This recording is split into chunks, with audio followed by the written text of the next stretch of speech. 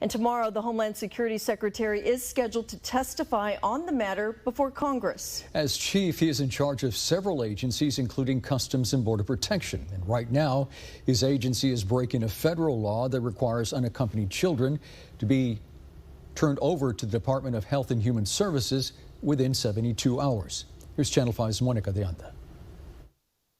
In a tweet this morning, the U.S. Secretary of Homeland Security Alejandro Mayorkas acknowledged the situation at the southwest border is difficult, but added the Biden administration is making progress and executing on our plan. We are expelling families under the CDC's authority.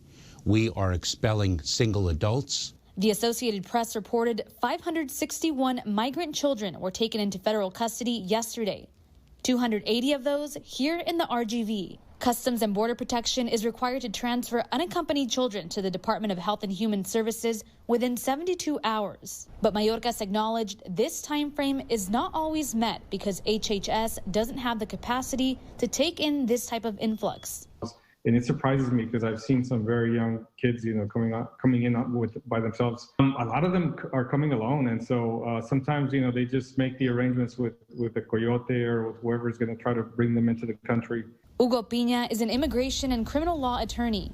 He says even after these children are processed and released to a family member or sponsor, their immigration journey is far from over. In fact, the process can take several years. Sometimes you'll get somebody who starts here in the Harlingen court, for example, and then eventually they get a relative that can pick them up, and then they get moved, let's say, to New York, and now that case it has to go to New York. And so that process of transferring the case. Right now, Mayorkas says we're on track to encounter more immigrants on the southwest border than we've seen in the last 20 years.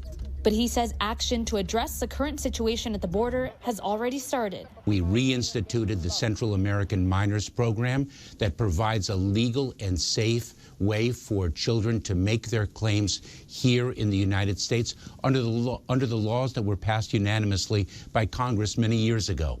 Mayorkas says this program will allow children to be processed in their home country and then brought to the U.S. in a safe and orderly manner.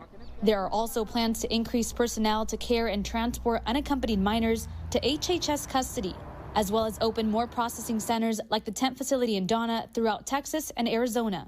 But in the meantime, Border Patrol agents will continue encountering hundreds of unaccompanied minors along our border. Monica de Anda, Channel 5 News at 10.